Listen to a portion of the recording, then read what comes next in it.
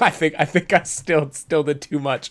All right, hello everyone. Welcome to Lumastic Live After Dark. After Woo! dark, our first After our first evening. our first evening stream. Look at us at the end of our day instead of the beginning. Um, I know we got 5 people currently viewing Okay, this okay. stream. We friends. We are having a conversation today, obviously by the title, about how we measure our own value as creators. So, talk a little bit about the analytics of social media and like how that can mess with your mental health and blah blah blah. We'll get into some stuff, but we're testing an interesting thing this stream. So down below in the video description, you will see a link to a Zoom meeting. That is the Zoom meeting in which Joshua and I are in right now. So Um, cool. and so with that, we can actually take you out of the waiting room, bring you up on the stream, and then actually like kind of display your information, like your name and stuff, and like have you have a conversation with us. So we make just our stream a little bit more community focused, a little more interactive, which is what we're all about here at Lumastic. So if you're interested in calling into the stream, letting us know what you think about this conversation, and your thoughts on the topic at hand, or anything really, use it in the description down below. Like to hop into our Zoom call, and I'll be watching to see if we have anybody to admit. Joshua, you had an So exceptional week. You had an exceptional week today. Tell everybody what's going to be going on. so did so did Part so part did you. explain. Yeah, explain to people why we are here in the evening. So yeah, the reason we're here in the evening is because I recently just started a master's at Johns Hopkins University in the Center of Bioengineering Innovation and Design, and it's a boot camp week. So we're going through just a lot of different courses and concepts that we will use throughout the year in one week. So that goes from anywhere for needs finding, so finding problems in medicine, to talking to doctors, talking Oh to, shit. yeah, what happened? Oh no no, keep going. Sorry, that was my Oh, bad. talking to doctors, engineers, people at predominant companies like Boston Scientific, really tapping into a lot of design principles that from everywhere. Like we study stuff from computer software companies that are actually really good at doing methodologies like Scrum and working fast and doing design sprints. There's a lot to be learned, to even like big Super firms like cool. IDEO or Stanford's Biodesign Institute, which really started a lot of this stuff. So the reason why we're here in the evening is because I'm busy usually, like recently this past week I was telling Drew I wake up at 5:30 to just like do Ripple stuff before starting the program at 9 and like having to leave at 8:30 and then getting back home at like around 7. And this is just the easy week according to them in the program. So yeah, we're here, but I'm pumped. I've been following every single break this week. I was like checking specifically Instagram for like the Lumastic stuff. Like I looked at Hannah's like that her whole like walkthrough, and it was Yes. just amazing. It was like phenomenal. And then yours today, I was like in between my sessions in class, I was like, oh, Drew's posting and stuff like that. So I was and saw it. So I'm really pumped for this episode because I was also giving it like a lot of thought in the program as we were talking about Nice. like value and like how we're on these Mm. missions to like provide value in healthcare. And I was thinking like how it's gonna it ties back to last week when we were literally talking about like your value can get wrapped up in different things. So I want to end it there and then turn it back to you to kind of like talk to begin this conversation because I know you have been synthesizing a Yeah. lot of these thoughts this week. And so I'm Oh super yeah. curious. What are your weekly updates? You're making new videos more? Yeah, my Is- gosh, my man, I'm having a Yeah. great time. Like you had a quick shout out to Hannah. Shout out directly Shout out, to big Hannah, shout out. freaking all star on our like marketing team as our intern. But she's just doing a fucking great job. I'm so proud. Like she's a big inspiration to me now. Like I think part of the reason that I've been able to be pretty consistent now making videos, I recorded my next one today, is because I'm like preaching all this shenanigans to her, and then I feel like, man, I better take my own goddamn advice. Like, Advice, yeah. Yeah. but yeah, if you haven't checked out, Hannah did a great Instagram takeover on the Lumastic Instagram. You can find us over there at This Is Lumastic, and there is a highlight of her story. She's just a rock star. She put a heart in the chat. Also, hello everyone in the chat. I love the dark-tastic, the vibes. I'm thinking now. Hey, now I'm an all-star. You are Hannah. I'm gonna transition here to show a little bit of what's been going on development-wise, because Ayo, we pushed our new version 3 to next. So it's if you want to check it out and you already have an account on Lumastic, you can go to next.lumastic.com. And this is like the next version release. We're still testing. There are some bugs that we need to figure out, but like, oh dude, it's just so fucking awesome. Like, I can go so here, cool. I can like go automatically to my latest project, which is like my thoughts on Bo Burnham's latest Netflix special, Inside. Here I had my script, so I didn't have to copy and paste my shenanigans from Apple Notes into a Google Doc or like message myself in Slack. So we were really talking about this like 2 months ago. It was so cool to see it now. Yeah, dude, it's so awesome. Yeah, I posted an update. I actually mentioned Hannah, so Hannah, log in if you haven't in a while, or in the last 23 minutes. Yeah, dude, I'm so excited. It's been such an awesome, exciting like culmination of a week. I'm really excited for this video I'm putting out. I don't know. Actually, I had asked you before this, but you haven't seen Bo Burnham's new special, right? Wait, Allie in the chat, Allie, my sister, have you seen it? It was so weird and awesome and good, and I have so many thoughts. But I have to check it out. Yes, oh my gosh, it's definitely my rec of this week. Is just everyone go watch that. It's like, for anyone in the chat that doesn't know, Bo Burnham is a musical comedian, and he got his like start on YouTube 14 years ago by just like making little like songs and posting them on YouTube. He's like one of the first people to transition from being an online creator to kind of more mainstream entertainment. And he put out a special called Inside, in which he wrote, shot, and edited this like masterwork of songs and kind of pseudo skits and stuff, all within one room in his house over the course of a year in quarantine. It is so freaking good. It messes with your head. It's like quite depressing, so be ready for that if you're gonna watch it. But it's like such a great critique, like a very dark critique of the internet. Yeah, it is so meta, Allie. But it's awesome. So that's definitely my rec of the week. But let's pivot. Let's get started. Let's jump into this conversation about measuring value, because Hannah, for her IPP assignment, IPP is the UVA internship program that we're working with. She had to like interview. Well, they all do. They all have to like interview like people at the company and like kind of learn their story and get their thoughts on some questions. And Hannah's in my conversation quickly divulged like into it's a shocker. Just what. Yeah, I know, shocker. What it means to be a creator and like all these things. And we actually we talked briefly about this idea of like how do you, especially like as a smaller creator, as somebody just starting out, whatever, measure the like value you're creating for like an audience or for yourself or whatever, because a lot of the numbers that we get back as creators are like garbage and nonsense.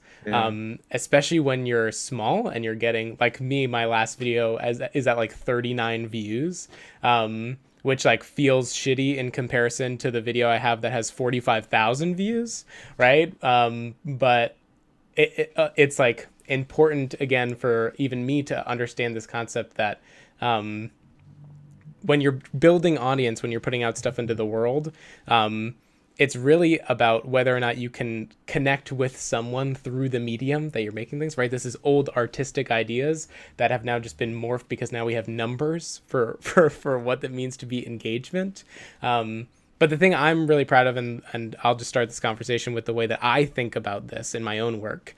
And it's really that like if people if I get like someone in my life, whatever, to watch something I'm working on or whatever, somebody out there finds my thing interesting and comments, DMs me on Instagram or whatever, that's win to me, right? Because it highlights that I communicated an idea, I communicated something that I believe, and someone took that in and either said like, "Yes, I believe what you believe," or "I heard you and now I want to respond," right? Yeah. And have a conversation. And again, part of the reason that we'd like you to call in to this stream, I'm going to check actually right now to see if anybody's in our waiting room. No one in our waiting room, but that's part of the reason we want to do that, is right, build that conversation, have that kind of like direct connection with an audience rather than just the count numbers and like try to make things go up. But Joshua, what do you think Yeah. about this? Especially No, you I come mean, from the more entrepreneurshipy realm in business ideas,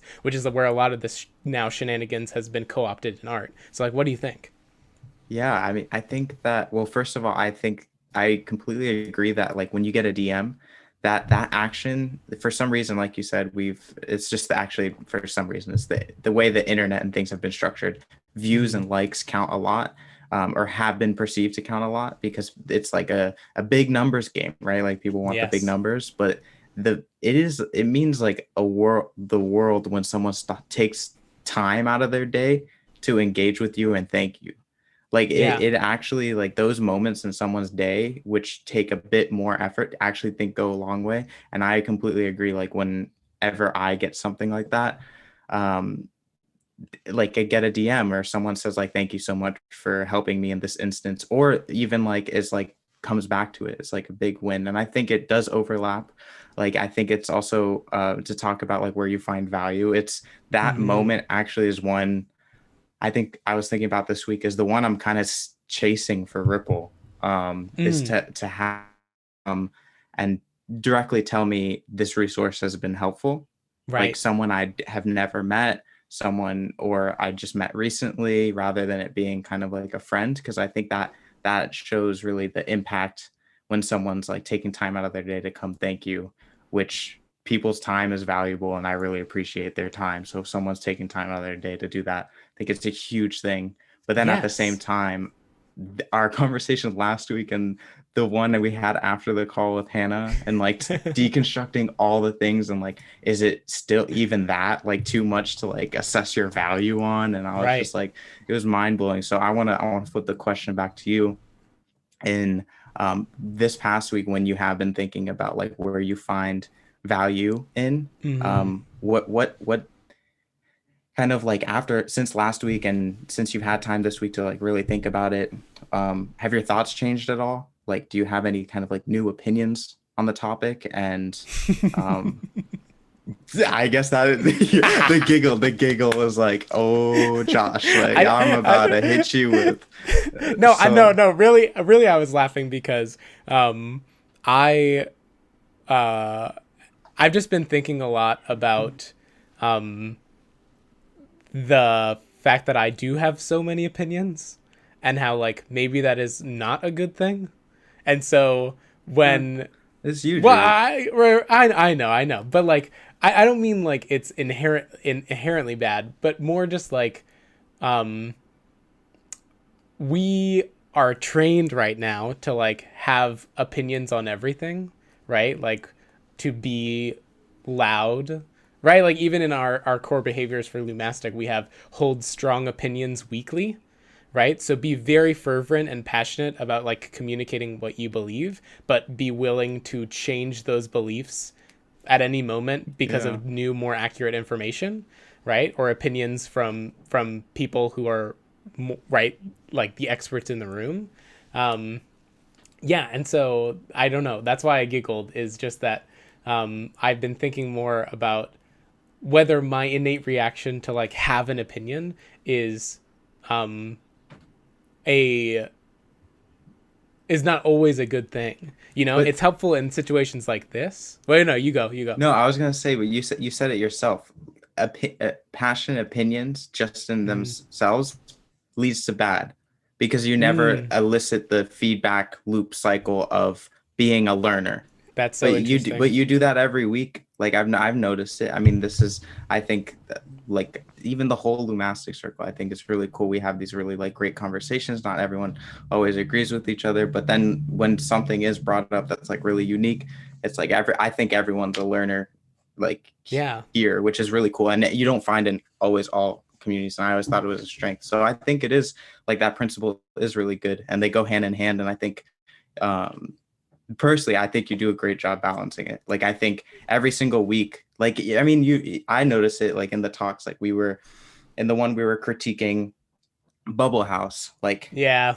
you were still thinking about it. You were still thinking about it like weeks later, right? And like certain Yeah. things and the opinions you gave, and like kind of backtrack, thought about it, like did all these things. Put like we were having conversations like, okay, we put ourselves more in the shoes. Like we didn't obviously do a perfect job. It's impossible to do a perfect job, but like we're having those conversations, going back and reflecting. And I think to end this note, I think that's a great thing. And Mm, it's also important to be strong and not only a learner, because I don't know, I personally find that as a weakness for me. I tend to just absorb and then like be mm, absorbing all these things, and like sometimes find it hard, like people are making good cases, like which opinion should I kind of like take and stick, or it seems mm. intimidating because to have an opinion, it comes with like getting the backlash as well, which Right. is like, but it just comes with bravery. So I think they go hand in hand, Mm, so it's a great principle in my opinion. that's so In interesting. my opinion. And yeah.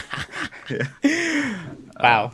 Well, Yeah. Joshua, I appreciate that. I'm gonna also pivot this question to the chat. This is not even remotely, I don't know, directly related to measuring value as creators, but what do you guys think? Are you trained as an individual to have like strong, like exceptionally strong opinions? How does that make you feel? Um, Call in yeah, too. I would. What? I said call in if you want Yeah, to. yeah, definitely call in. Actually, I'm gonna pull up the thing. I keep meaning to keep this up. Okay, cool. Um, okay, super interesting. Um, I want to move then from that. Something that made me think of was just that um, a lot of this conversation around like how do you measure value as a creator, right, is obviously exacerbated by the incentive structures of the platforms create on creators, on us.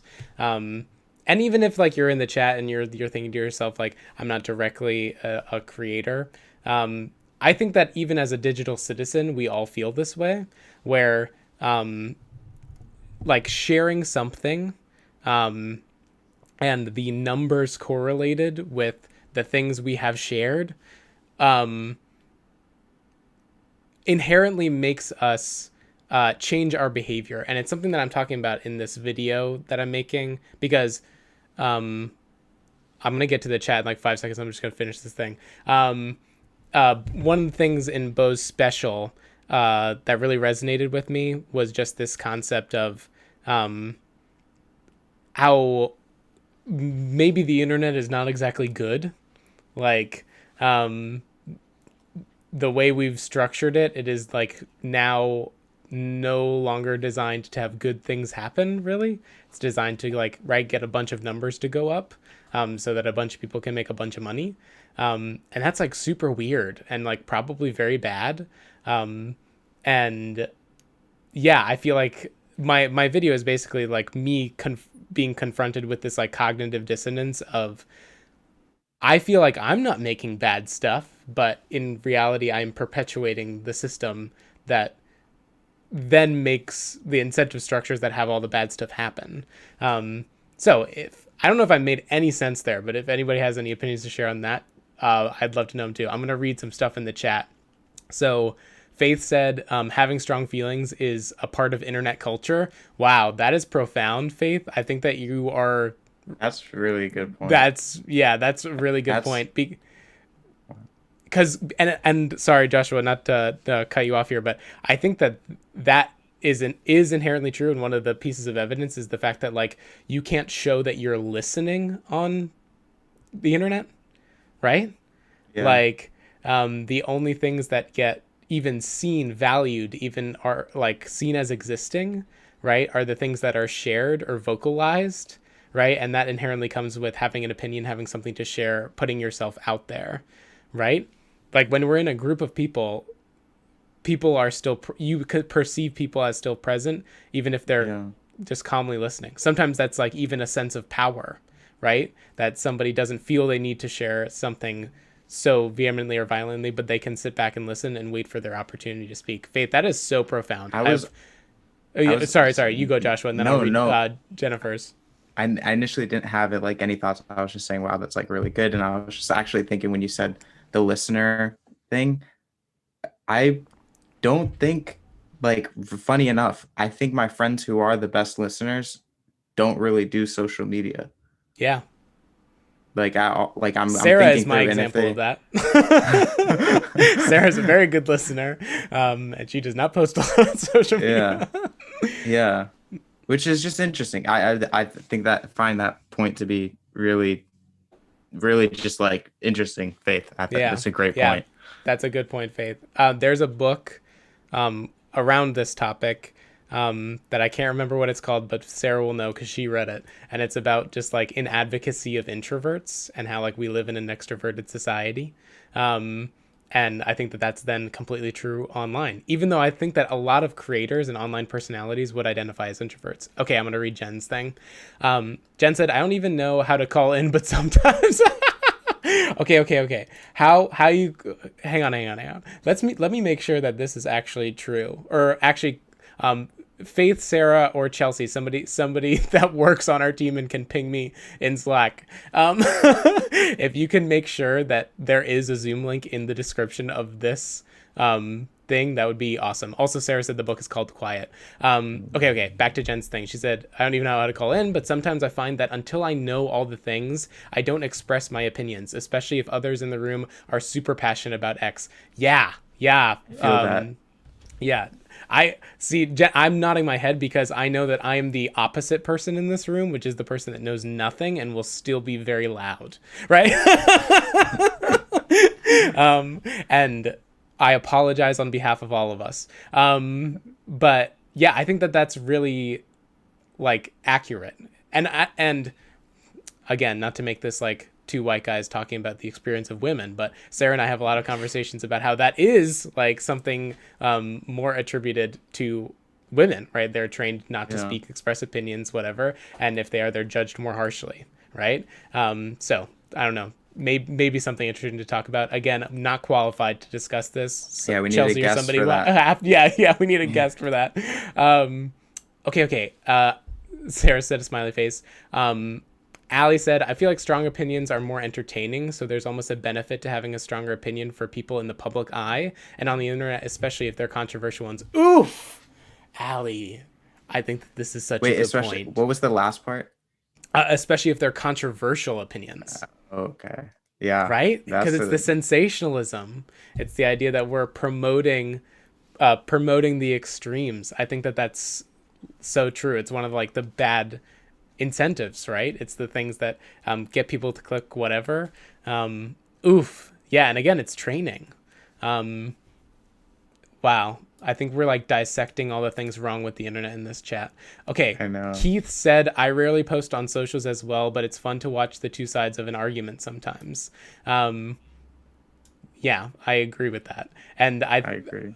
right, and I think that's also one of the problems is like the exactly what Ali was saying before, the controversial things, the seeing drama is like what gets us all going as humans, as entertainment. And it's just weird that now entertainment is like discourse.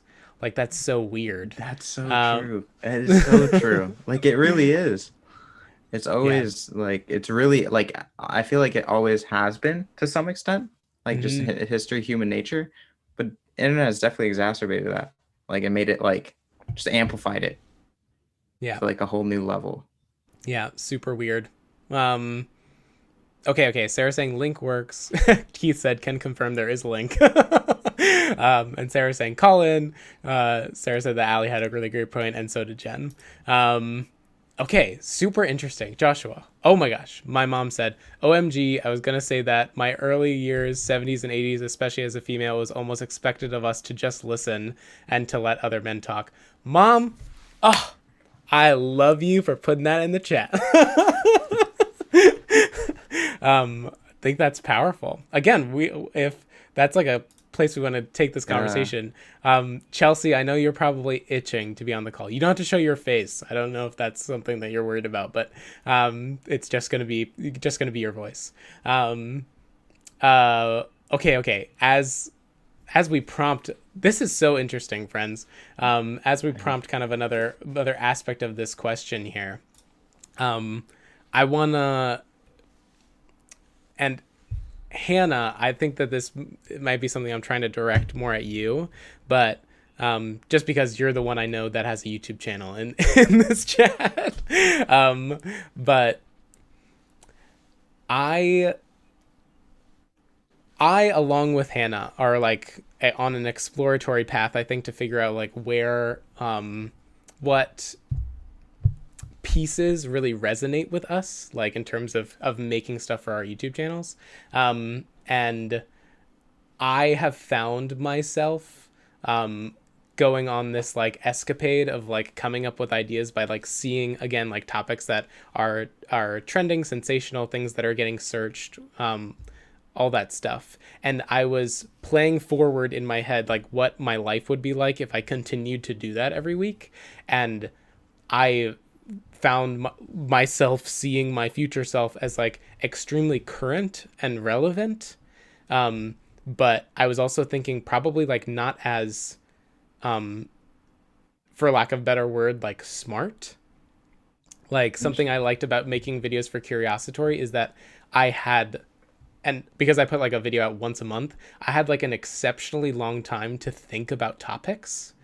And even with making videos week to week about just like things either happening or that I feel are I'm thinking about, because really I'm trying to structure my content, for lack of a better word, right now is just let me make like a time capsule of my week, right? Like what was something that was Yeah. really intriguing or interesting, something I learned that I can like encapsulate in a video and then put out, right? Yeah. And yeah, I was just thinking to myself like maybe I wouldn't be thinking as deeply, right? This is the idea of the reason I'm trying to read more books and listen to less podcasts and watch more YouTube videos, right? Is to go deeper with topics instead of remaining kind of shallow. Yeah, and Could so you go, Joshua. No, I was just gonna say, could you? I'm curious about like kind of breaking or going in a deeper dive into like that, or like specifically what you were imagining and like how I guess you saw that your current pace would lead to that. Because Yeah, I do think there can be a balance, but it's also like I think if you get into that structure of like I need to put out content, it's when like you feel like you need to put out content on a very strict timeline, then you kind of will right. like rush. Like I can see that the learning process will be rushed. You'll jump to Mm-hmm. like opinions faster. It doesn't let you do that with curiository, like you said, took you a month. But Mm-hmm. I think at the same time, one of the cool things about being a creator is you can always like have that flexibility and move around content in different ways and still be doing really cool things that you're learning a lot, but not always have to do that. So I'm curious, when you were like, Mm.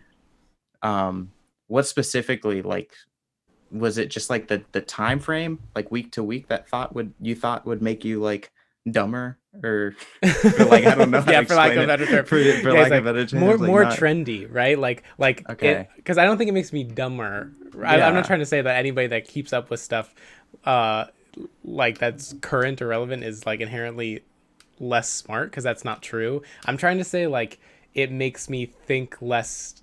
It would cause me, I think, to think less deeply about the subjects before moving on, right? And so it goes, and the reason I say that this was sparked by like our thing about having opinions is, right, yeah, like it goes back to Ali's point too, right? The strong opinions are more entertaining. And so if I'm going to make stuff about things that are relatively current, right, and have to quickly formulate a strong opinion, right, and then move yeah, on from it later, right, without continuing to be in that world and like sit and like Keith is saying, like experience all sides and like formulate a very informed opinion, then yeah, I feel like, and the extension of this, right, is I feel like this is a lot of the problems with how we structure stuff on the internet, right? Is just that's what's happening. Creators are like forced by the incentives of these platforms to formulate extremely strong opinions very quickly,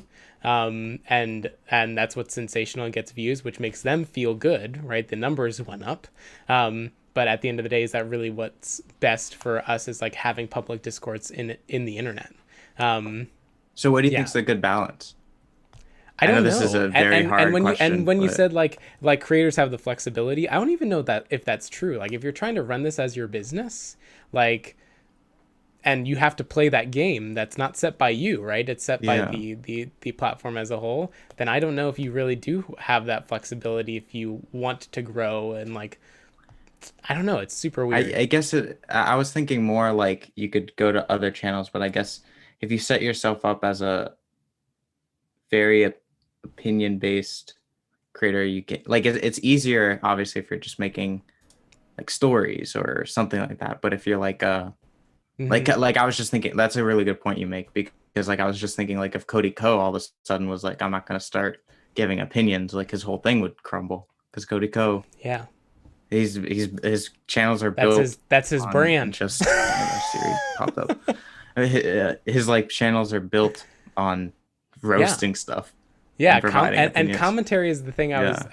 I've been growing more and more fond of as I've found some creators that I enjoy, which we are planning on doing a video on the Lumastic channel where we recommend a bunch of creators that we like. So subscribe to the channel down below if you're not already, and look out for that one. Always be plugging. But yeah, like that is one, right? Where Drew Gooden and Danny Gonzalez and like Tiffany Ferguson and all these people are not as funny, right? If they are not like, I don't know, like really roasting things. And in that way it's comedic, but then we can extrapolate to what it's like for Philip DeFranco to try to form opinions about the news every day, right? One, that must Yeah. get exhausting. Two, like I cannot imagine the internal hurt if you get something wrong, right? Like that to me hurts a lot. I've been like discussing with Sarah a lot of my um fears about ever being wrong and how that has like played out in a lot of things in my life, and it's just a weird thing. And yeah, so I don't know if I could do that. This might be a to like kind of build on that. This might be a naive assumption, but it I assume that must mess with your like that field of being a commentary creator after a while because a lot of them tend to go into like criticism and like heavy opinions. Like Hmm. it must mess with your mental at some point. Right. Right. Like Exactly. And I think that we see that with like Drew Gooden had a whole video on like his own experience of burnout. Because I bet it really is just exhausting. Hannah, so I'm gonna read the chat again. Mom, I think that does make you a good listener because you are a good listener. Dustin said that he posts stuff like just to post. Um, I find that very interesting, Dustin. If you would elaborate on what just to post means, right? Because I don't believe that there is ever just like inactive action. Right? There's decision in that. So what causes that decision, yeah, and explain to me, right? Like let's that's do a little the tea. self-reflection. Cool. And then Hannah said, then again, there are lots of creators that make entertaining content that isn't that political slash opinion based. And Key said that that's a really good point. I agree with this. Obviously, like there are people that silently draw things. There's a channel called Micro Drawings that is literally that. Like he just has a really tiny pen and he just like draws really really small art. It's completely silent, like whatever, and it's just him drawing, right? So inherently there is not like this extremist opinion, all that stuff. I would say though that that type of building a brand and a following and an audience as that type of creator is exceptionally hard. And my thoughts here about like whether we are all just like trained as creators and like how this all happens is because the dominant incentive structure, right? If you look at all the things that are doing really well, so therefore when like creators look at stuff of how do I get to that point, right? Whatever, like you're looking for quote unquote role models, like things that have worked, right? That's the stuff that works. right? The other stuff now with the way we've like just designed the systems are almost anomalies. Um, and I'm not saying that that's bad. I'm saying that like we should have more creators should have more freedom to just do the things that they love and share the ideas and the stuff that makes them feel good, right? And be able to connect with audiences in that way. It's just not how we've designed, and I say we because like the royal Everyone, we humans, right? We all yeah. participate in it. That's not how we have designed it. And how we have designed it to be is the sensational opinion base, right? Like, and so that's what I'm thinking about. Uh, so Destin said, "I just want to feel included." So Destin, yet There is again, a reason. yeah, exactly. And yet again, I'd say let's go even deeper if you're interested, right? Because right then in that sentence, right, there's a lot of things that I can interpret, right? One of the things is like the idea of FOMO, right? Like the I want in some way for someone to know what I'm doing, like to have a voice in this space, Yeah. right? Which then right is not just posting to post, right? Like it's very interesting. We all get brain like manipulated into doing all these things for these platforms. Faith said Makara. Faith, that's actually a really interesting. So okay, for those of you who don't know, she's talking about Makara Tours. Makara Tours is a YouTuber that makes kind of vlog and lifestyle content. Uh, if I can even say that. She's like a pretty whack person. She makes really interesting videos. Like whack in a bad or good way. She's just like very chaotic in a good way. She's like Okay, super okay. chaotic. She makes her own like Disney dresses. She lives in an RV. Like she's just really out there, a very exceptionally creative human. And not that you have to be like really out there to be creative. It's just that we would think of her as the quintessential creator. And yeah, I guess Mikara in a way is not like extremely opinionated, right? Yeah, this is like such an interesting conversation because I guess Yeah. then in there it's not necessarily that you have to be opinionated, right? Because this is one of those things of authenticity or personality, building this brand, whatever. Like does like rocket ship you up, right? I think for me, I'm really discussing this like if you started from zero, right? Like and you have no one watching, then how do you one attract attention, right? Like and the reason I'm saying how and posing it as a question is because right the answers to this are make things that people will click on, right? And at the early stage of a channel, no one cares about you. So this idea that like your personality, authenticity will just shine through and then you'll grow an audience is like categorically untrue. And when you look at like data and statistics of how channels grow, it's not that, right? Yeah. What's her name? Hannah, you mentioned her the other day, and I delved into her social blade. But there's this again, like kind of lifestyle vlog YouTuber who made stuff about like how to grow a YouTube channel as a way to get people in from search and through like trending topics and whatever to click on her videos. And then once she had them in, she would like provide the value, provide the things that people clicked on the video for with like subtle instances of like own personality, whatever, to get people to Okay. subscribe, right? And then that's what then she could use to build audience. But then when she started making less like how to build a YouTube channel style videos and was more focused on personality, then she like had this like struggling period. And so it's just like all very That's interesting to so me. that's really interesting. Yes, it's Kelly Stamps. Thank you, Hannah. We can put her. Also, So Hannah said she wanted to join in the call, so I'm gonna do that. awesome. Is that okay, Joshua? Yeah, no, go Yeah. ahead. Go, of All right. course. Oh, okay. It says she's joining, and then I'm gonna um, add a little bit of info in here. Hello, Hannah. Can you hear us? Yes, I can. I'm just figuring out. I Oh, What's have to up? mute the live stream on YouTube, and then unmute you guys in the Zoom, but I didn't see Yeah, it. and now we're like seconds in the future. Oh You're like, yeah. wow. Well, Hannah, welcome to the stream. For all of you who don't know, this is Hannah. This is our exceptionally awesome marketing intern that We we're need getting from air UBS. horns. Yeah, I know. We need our little We need air soundboard. Like, horns. You know, I can edit this in post. yeah. Yeah, Hannah, you'll yeah, be yeah. editing this clip, so it'll be good.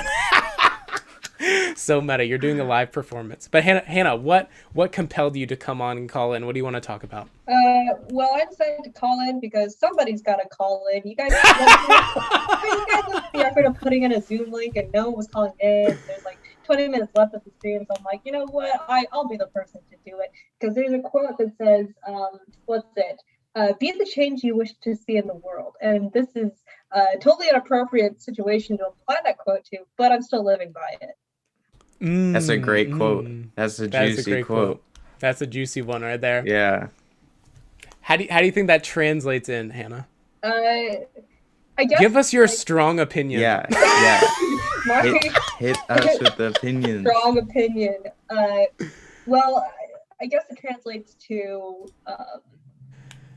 if we're tying it back to like creator stuff, just doing it. Like Shia LaBeouf, literally just do it.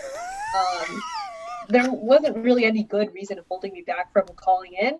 And likewise with things like posting on YouTube, posting on TikTok, or just like making things, there's no good reason that I can think of to not try something.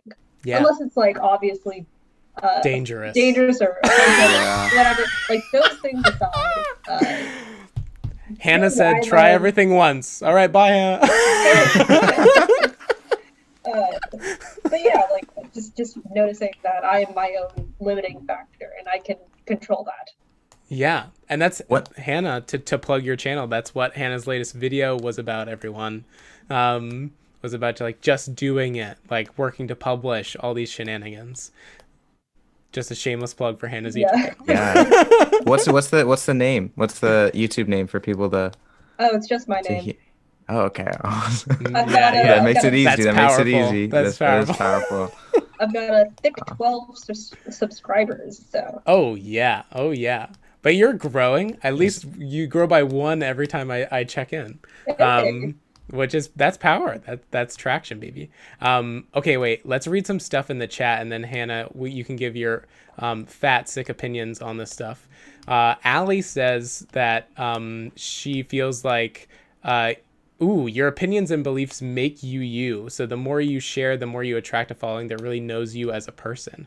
That is also very interesting, is that we are tying in this idea of being authentic is really like communicating your beliefs, and showing who you are as a person. And so it's like a combo wombo deal. What do you think about that one, Hannah?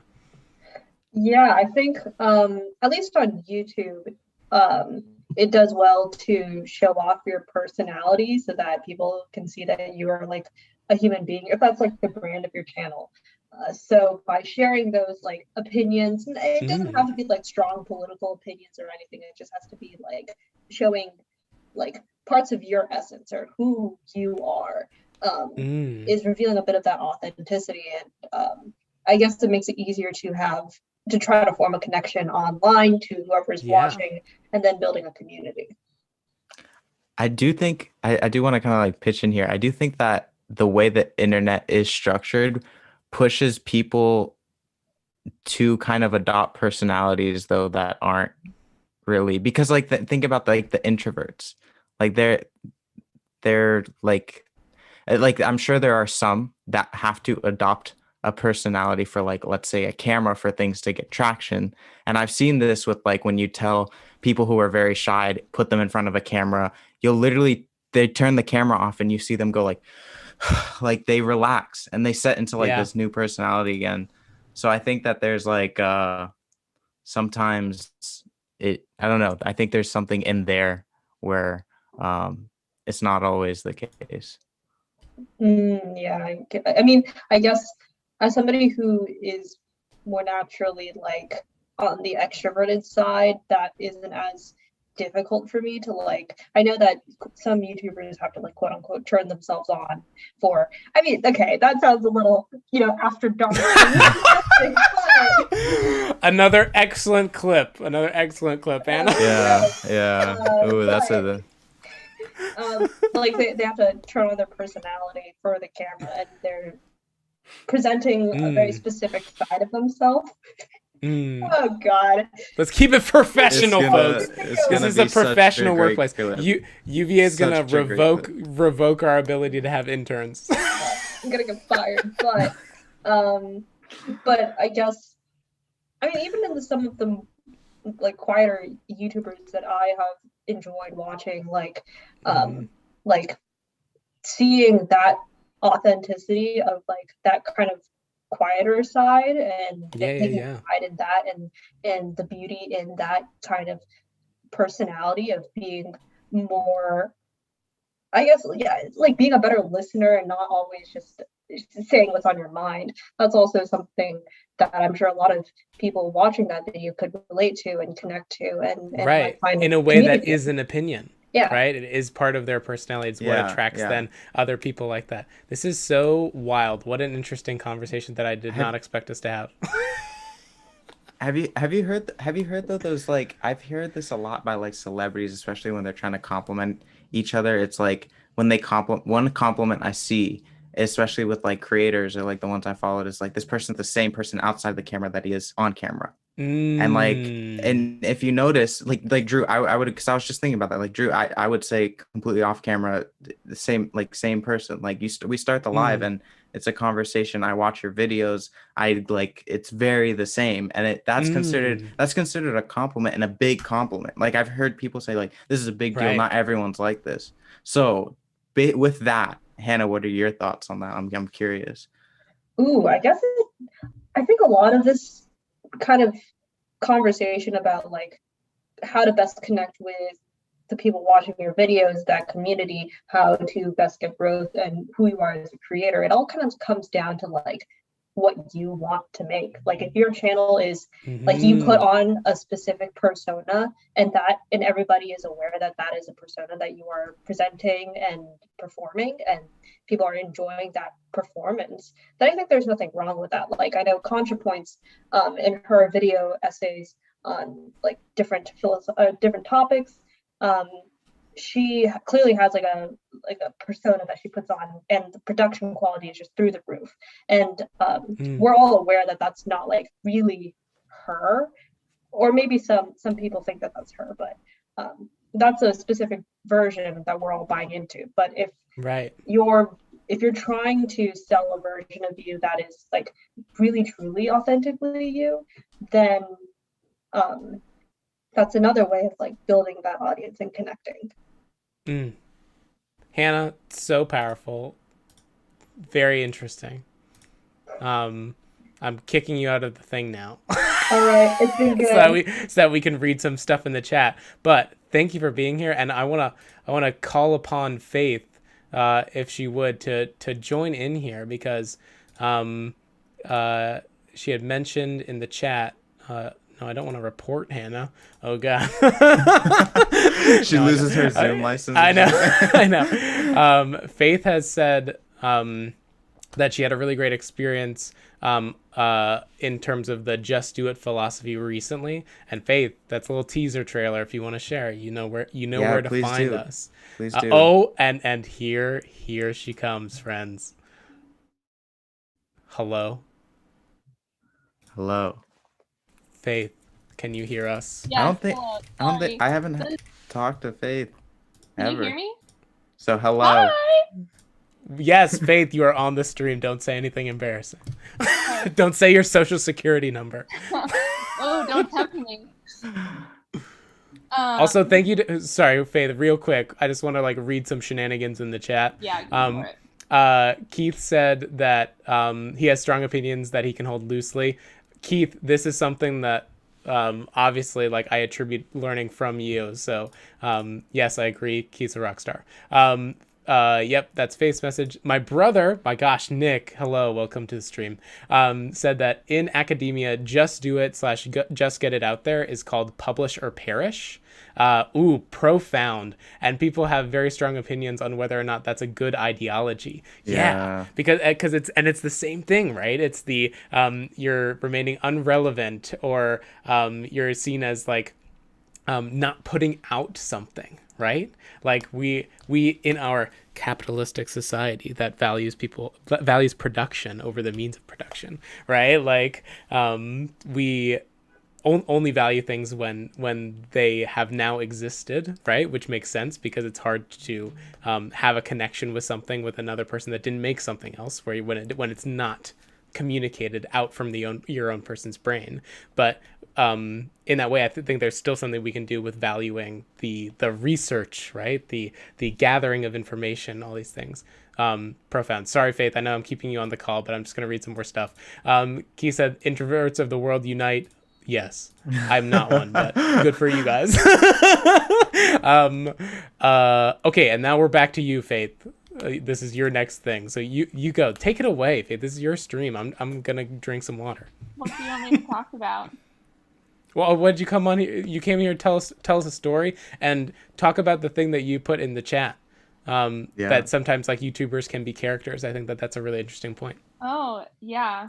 Well, so like I like to believe that Makara is just as fun and crazy in real life as on YouTube, but other people like there's this guy I follow called Seth Everman. I don't know if you guys watch his stuff. He's kind of like a music. Can you hear me? Yep. Yeah. Okay. He just like does some weird music stuff. I only post like once every 6 months or something. Kind of like Bill Wirtz vibes, but kind of really, it's almost like Nathan for you, like really leans into awkward vibes. And I wouldn't expect that to be how he is in person too. I don't know. So I think that people like, there's this pressure to be authentic for the followers, or because maybe people are going to attack you if you're not authentic. But I think there's a difference between being fake and like building up like a character on YouTube. I don't know. Or even in my cultures of hip hop course that I took in college, we learned about kind of how these different rappers would build up personas, and that's like what allowed them to rap about like murdering people or like sexist stuff, because people didn't take it as this is how they are as a person. It's like this is how their character is as a rapper. So I don't know if that really applies, but that's what I was thinking of when I I accidentally muted Faith. Sorry, Faith. Wait, I think I muted Joshua too. You did. Sorry, everyone. I'm still trying to figure out how to use Zoom. Not to cut you off, Faith, but I think that is such a good.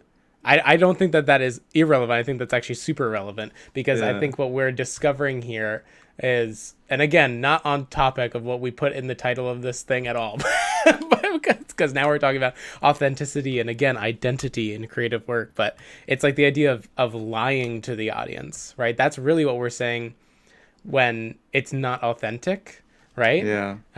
Like the inauthenticity is that I feel lied to, right? You were portraying, even let's say that like everyone is a character, right? You were portraying a character to me, right? And that character was designed to manipulate me, right? It was inauthentic. It was untrue. And I don't even know if those are the right words, but it's like, sorry, you go, Joshua. No, I was just gonna say, is it called method acting when you play the character consistently? Yeah, consistently. I think there's that in the creator space as well, and like music space. Like I was listening, I believe it's Ian Dior was explaining how he makes like really sad songs about like relationships, how he was explaining how he got into toxic relationships on purpose for the music. And so it's literally the character thing, like, right? Ooh. He has a character, he's selling something, selling really sad, like, breakup music, like really bad, like edgy, like I don't like my ex type music. And Mhm. like we'll get into the relationships that will help him output that music. Mhm. And I just This thought is that was like so. another instance of like kind of Yeah, like what Faith exactly. mentioned with like hip hop and I yeah. have yet another example. Boom. Hit us with a Faith. So I watched this like YouTube video commentary about like John Mulaney's potential divorce or etc. You heard it here for her first, folks. I don't think I don't know. Bum, bum, bum, bum, bum. Wait, Breaking news. I don't know. Maybe I'm misremembering it. But even like it could even just be about like his recent like we're going back to rehab type of thing, you know? Mm, yeah. And just how people are really upset or feel like they have a right to comment on how his relationship is going or like how he's doing in rehab because they Right. have connected so much with him through the like pseudo authenticity that he shows through his specials, right? Can you hear me still? I don't. Oh yeah. Yeah, Faith. yeah. I'm vibing And so hard Drew's with doing this. a dance right now. I'm vibing with this. But it's like because people have connected so deeply with this character that he has in his specials, you know, people aren't giving him the space to like also be flawed because they see him as a very wholesome like comedian. Oh, Faith, that is so awesome. And specifically because I don't know if you were setting me up for this, but a video I'm working on next week is about the parasocial relationship and how like social media like creates this again this like almost fake relationship between someone on your screen and the audience member, right? And how that can like create this weird cognitive dissonance between the way people perceive creators online and then like if you go to a live show or whatever where you feel like you know them, right, but they don't know you at all, and that feels weird because you've felt for years maybe that they've been speaking to you, that you've grown with them, you've had this like relationship although you've never had, and that's a super weird thing that we would never expect of like the characters on Friends. Yeah. Right? But we would in terms of social media creators. So Faith, that is a...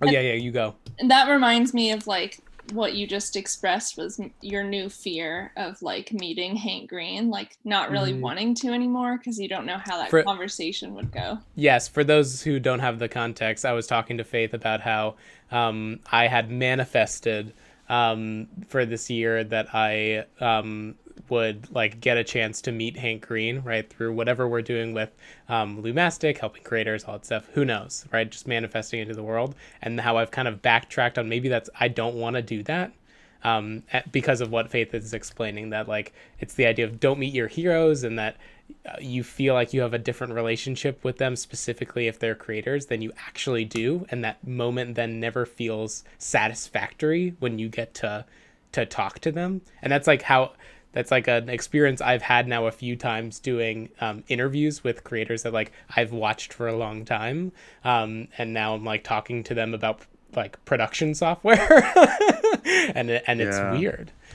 Sorry, Faith, not to cut you off, just trying to give some more context. No problem. I'm a peace out. Okay, bye, Faith. Bye. Thanks, Bye. Faith, for being on the stream. Appreciate that. Okay, I'm going to read some shenanigans in the chat. Keith and Nick are bonding over the just do it mentality. And Keith, again, like his through theme in this chat today, having holding both opinions, and just seeing what, is explored through that. They were talking about the idea of the just do it mentality can serve as an extra push to get something done or out there, but it can also lead to some shortcuts being made and maybe not the best product getting released at the end of the day. Boom. Yes, love that. Facts. So hard. Facts. And okay, Allie said something that people were loving in the chat. So she said, I feel like it's also extremely vulnerable to be the same on camera and off. profound, especially if you're in the public eye. If people don't like you, it's the real you, not a persona you've created. Oof. Oof. Oof. That's straight to the Yes, point. and Ali added something That's like great. The persona that you've created to be safe, right? Like Yeah. that is profound, Ali, and I think that even ties in, even if you don't feel like you would identify as a creator or whatever. I think we all do that with our own online personalities in a way, right? It's the idea that we are curating this idea of who we are to other people, which we do also in public. We just do in such a different way because this feels more natural than this. Right? Yeah. The medium is the message. Cool. And then Hannah did an addition here that was then that ties into how people/creators tie their worth to the things they create. Facts. For some creators, that thing being themselves. That is freaking profound, Hannah. That's what I talked about last week in my like video on kind of creative entanglement. This idea that I've wrapped my own self-worth up in like the value that people place on Lumastic, and how like that has really like fucked up my psyche for the past like 6 months, and I'm now working through that. Well, it's fucked me up for a long time, but I only realized it a couple months ago. And yeah, I think that even gets crazier if, like Ali is saying, you're curating someone online that's not you or is yeah. you. Yeah, and then that really is a value judgment placed on who you are as a human. This stuff is so whack. It's so yeah. This makes me want to go back to making videos and showing them to my family on the couch. The good old days. So I do have a like so what do you think in your like past couple months of like figuring out where you assess value? I'm curious, like you, me, and Hannah, we all had like a really good conversation, like the different things we value, and to kind of like tie it back to the initial topic of this live stream. And holy shit, it's 9:01. But like what are some things like takeaways? Yeah, what are some takeaways, like because I definitely have thought about it, and like what's healthy and what's not healthy, and like we talked about like if some people it's like how many people they've impacted, and Right. that's not necessarily always helpful, like healthy, because it's like you're quantifying something, and like there's other things that can be that you even go into like the psyche and the reason you're doing everything, like is it coming back to kind of like please you, or is it like it can play into like imposter syndrome? People feel like they have to do more, and they get value off that, or like being the person that does more, and all these different things, and you can dive in. But with that being said, and not going on a tangent, what were your takeaways? And like yeah for me, so the way I kind of put it in the video is that I'm because I think you're right. This goes hand in hand. The idea of like creative identity and wrapping yourself up in your work, wrapping your own self-worth up in the worth of your work, or perceived worth, and also the how do we measure our own value, right? They go hand in hand, because if you put out a video and it gets like 3 views, whatever, that can feel like shit. Especially if you felt like the thing that you had just created is like a part of you, right? Is an extension of yourself.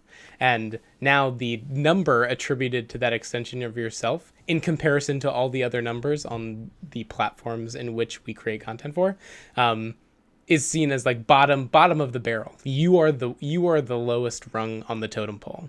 And that can really like mess with you. And this is like ties into a lot of the things that were talked about in the documentary Social Dilemma, which is another rec of mine this week. Even though we've been talking about it for like months, but just if you haven't watched it, go watch it. Is the fact that like we now as digital citizens have like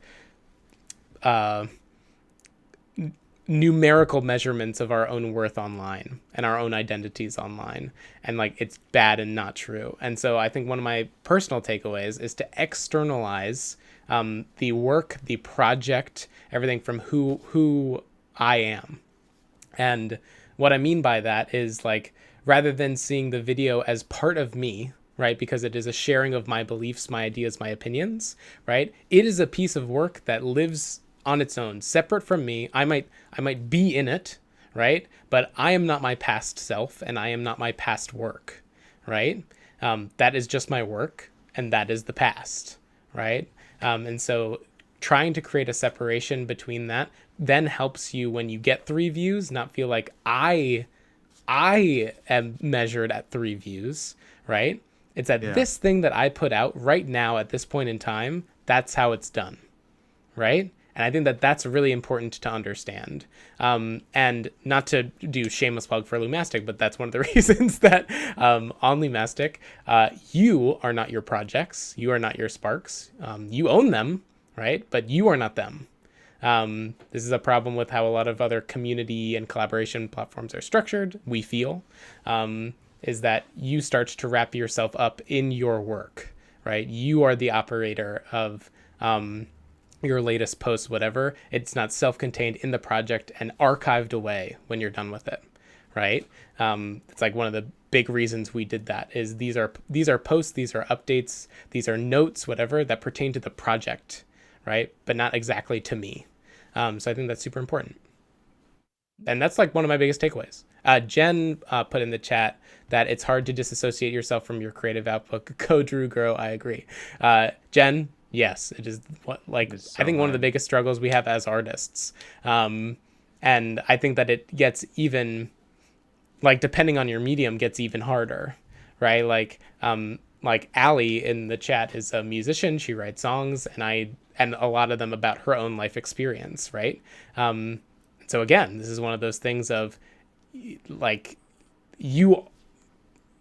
our work is an extension of us, right? They are our beliefs and opinions and experiences, but they are not us. And I think that that is just so important for creators to understand, and to just, for us to tell each other often, right? And support each other in the journey of being people that make stuff, and not being on this journey of making us, right? Yeah. Cool. That's my rant. It's probably a good clip, Hannah. I don't know. I tried. I think this was like such a good prompt. All in all, just because even when I was kind of like reflecting, like I was thinking about moments in like Arena Labs when I was getting like really like not worked up, but like being very like passionate or insistent on something going this way. And it's like part of the reason that is because part of me was assessing my value on the output of work, which was my role at Arena Labs.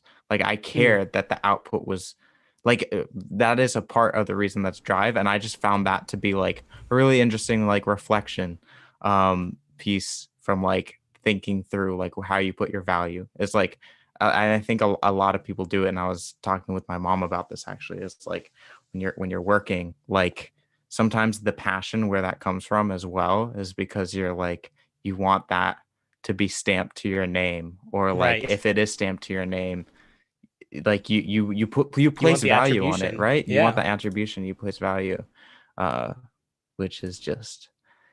It gets complicated. And it hits you. You're just like, all of a sudden you're like, oh dang, that's the reason. It's literally like what you were doing in the chat was like break down why you're posting just to post, and then you like will think about it, and then you're like, oh dang, there's a deeper reason.